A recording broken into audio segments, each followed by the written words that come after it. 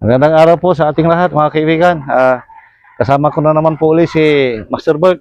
Magbibigay na naman po kami ng kaunting idea. Susubukan ko si Mang Bert kung kaya pa niyang ipagtanggol ang kanyang sarili. Kasi medyo matagal-tagal ng hindi nakapag-practice si Mang Bert. Parehas kami.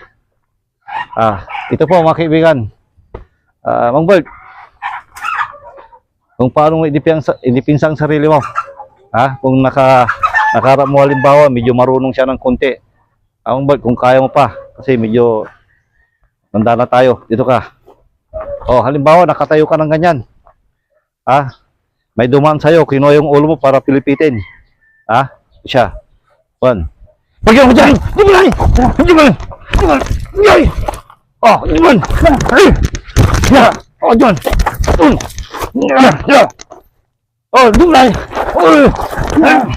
Okay.